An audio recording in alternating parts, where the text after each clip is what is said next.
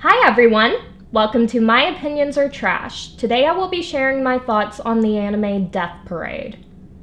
This came out in 2015 when I was in high school, and everyone was telling me to watch it, so I did. Sure enough, it easily became one of my favorites and I loved every minute of it. Even though it was one of my favorites, I had not seen it since I was a freshman in high school. Now that it's been about 7 years, I figured I'd rewatch it to see how it holds up. I was honestly scared of rewatching this in case it wasn't as good as I remembered. I am so glad I was wrong. Two dead people walk into a bar that is supposed to be purgatory. They are greeted by a mysterious bartender named Deckham who forces them to play games. The people don't have their memories and are unaware that they died, so they are under the impression that they will be killed if they lose the game. A lot of these games are designed to cause pain to the losing player, which often helps their true nature come out. Deckham is judging them through this process and tries to figure out if their soul deserves to be reincarnated or sent to a void of nothingness. The most interesting part of this is that we get to see how flawed this system is, as Deckham makes plenty of mistakes in his judgment, since humans are much more complex than they give us credit for. Meanwhile, we also have the black-haired girl who we know as Ona. She comes to Purgatory with no memories whatsoever of who she is, and she stays to assist Deckham with his judgments. This is supposed to give more of a human perspective, and as a result, Deckham is supposed to learn a lot from her, and it changes how he judges others. To review this anime, I am judging by 5 different aspects: the story, the characters, the technical aspects, how entertained I was by it, and the lasting connection I have with it. For the story, I'm going to give it a 9 out of 10. People might say I'm being generous here, but think about it. I'd say it has a fairly original concept. It takes place in a world where whenever you are sent to Purgatory, you are being judged based on what comes out whenever you are playing a game, even though Deckham often interferes to purposely bring out people's dark sides. We are supposed to recognize how flawed of a system this is, which I think is the whole reason Deckham was created. Humans are so complicated that it's impossible to get proper judgment on them. The funny thing is, when I watched this as a teen, I actually agreed with most of the judgments that were made, and with the majority of the characters. As an adult, I actually now find that I completely disagree with the majority of the ones who are sent to the void. In a few of the episodes, we get to watch different characters being judged, each one different from what we've seen.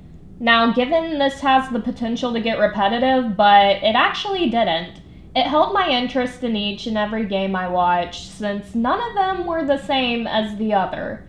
I'd say it balanced watching the games play out with the actual story of the main characters. We get to see Ona struggle to figure out her identity, as well as what exactly is going on with Deckham and what purpose he was made to serve. One issue I did have was that I would have either liked to see more of the world or less of it. We get so much random, unnecessary characters and aspects shoved down our throat that it seems kind of irrelevant. Since this is all Death Parade is ever going to be, I think it would have been fine if some of the world building was cut down. Another season that focused more on what they were starting to establish would have worked better, but it just seems so irrelevant since this is all we're ever going to see. Otherwise, the story is perfect and it ended beautifully. There were 4 standout episodes in this that I would consider to be flawless. 2 of them were the last 2, which I couldn't have asked for a better ending to the series. Even for it to have been 12 episodes long, the show seemed to have pretty much wrapped up everything appropriately. The other 2 standouts were episode 4 and episode 9. Episode 4 is about an arcade game that is played by a reality star who we see had a hard life, but at the same time is kind of cruel to other people. And the other character was a gamer kid who refused to accept his stepmother and brought himself to the bar as a result. The reason this episode stands out to me is because it was the one that showed just how messed up the system could be. We see how Deckham could interfere and purposely bring out the worst in someone, and it also shows just how hard it can be to judge someone, as sometimes people who get sent to the void really don't deserve it. It's a sad episode, and it's one of those that stays with you and makes you think about it long after you watched it. The other episode is about two guys. One was a detective out for revenge after his wife was murdered, and the other was after revenge after his sister was brutally assaulted. This episode is so tense as information is slowly being revealed until all hell breaks loose at the end. It was one of the most memorable episodes, not only for the two characters playing the game, but also because we get to see Ona and Deckham's dynamic grow stronger. We get to see a true breaking point for Ona in this episode. These 4 episodes are completely flawless to me, and they are the reason I've scored it so high. I'd rate the characters an 8 out of 10. When I was 15, Ona was my favorite character, which I can still appreciate. Now that I'm older, my favorite is actually Deckham. Both of them are great characters. They have a great dynamic and balance each other out very well. However, I have to give it to Deckham. He is by far the most interesting one in the series. He appears to be an emotionless bartender. We don't really know much about him other than the fact that he isn't human, and therefore can't show emotion because it supposedly helps him better judge people's character, as that's what his purpose is. We see throughout how flawed his judgment really is, as he can't always tell when someone is lying, for example. We also see that it's unfair sometimes as he purposely tries to create what they call darkness within someone to see if they are really deserving of being reincarnated. Ona points this out in an episode. We later find out that he actually does have emotion and he's very sweet. There's a specific moment involving him in episode 4 that got me, and it's clear that he genuinely cares about everyone who's ever come to his bar, including the ones who were sent to the void, as he didn't want them to be forgotten. I really do like Deckham as a character and how he can be adorable and even childlike at times. I also thought Ona was well written as a character. She's just as mysterious as Deckham, as we don't know who she is in the first few episodes. We know she has human-like emotions, sees the flaws in the system, and tries to look out for the best interest of the people who died. The episodes where she really grows as a character are from episode 9 on. Once we get to see more of her, that's when she becomes a great character in my eyes. I loved seeing in those last 4 episodes, and she got up pretty close to Deckham. I love them so much. They are both great. Also, each character who comes to the bar is well written, despite appearing in 1 episode. Their whole purpose is to show that humankind is flawed, which I feel like they do a great job of capturing this, with the exception of a couple who you can imagine if you've seen this. I felt for every single character who walked into the bar, and I think that's powerful. It's hard to develop characters in 1 episode, but they were able to accomplish that here.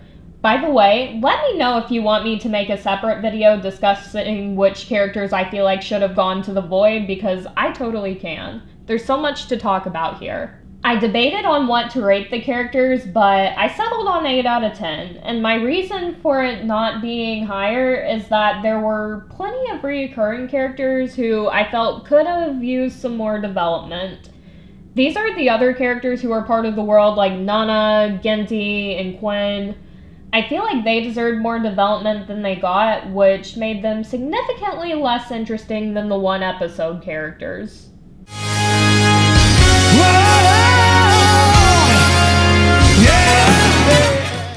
I'm going to give the technical aspects a 9 out of 10. I remember being completely blown away by the animation when I first saw this. I thought the skating scene was one of the most beautiful things I'd ever seen in my life, and it still holds up fairly well. It's beautiful, and there really isn't any denying that. I enjoyed the animation here, as I feel like it's a huge part of why I initially enjoyed the show so much. From the skating, even down to the games themselves, I thought it was beautifully animated. The character design in this is also different, which is something I appreciate. Everyone in this world looks so cool, from Deckham to Nana to Ona. One thing I really enjoy is the eyes. It's something unique that I've always been drawn to. What most people remember about this anime seems to be the music. You can't think about this without thinking of the opening theme, which of course is amazing. Also, a standout voice actor in this was only in 1 episode, and that was episode 4. If anyone's seen a Funimation English dub, they will know who Monica Rial is, and will know that she often voices really high-pitched characters. Here she completely steps away and is the voice of Misaki, the reality star. This is shocking as we don't normally hear this voice from her, and it captures just how talented of an actress she really is. I really like the voice acting in this. For the entertainment, I'm just gonna have to give it a 10 out of 10. It kept my interest throughout. Even with the same concept, they managed to avoid getting repetitive, and I appreciated that. I was drawn to this show from the first episode, and my interest was held throughout. I can't say that about many shows, but I love this one so much. I will always have a connection to this just because of how much I loved it in high school. The nostalgia alone helps me feel connected to it, and now that 7 years have passed, I was able to watch this with a completely new perspective that changed how I feel about it. I now feel like I understand the show on a deeper level than I ever have, and it still holds a place in my heart, even without the nostalgia factor, which shows just how good it is. I will give it a 10 out of 10 for emotional connection. So the question is, was it as good as I thought it was in high school? In high school, I rated this a 9. Now I rate it a 9.2. I was worried I wouldn't have liked it as much as I did in high school, but now I feel like I appreciate it more than I ever did. I highly recommend this to anyone who likes anime at all. I still can't believe it came out 7 years ago, but I feel like it still holds up. Let me know your thoughts on Death Parade in the comments below. Thanks for watching.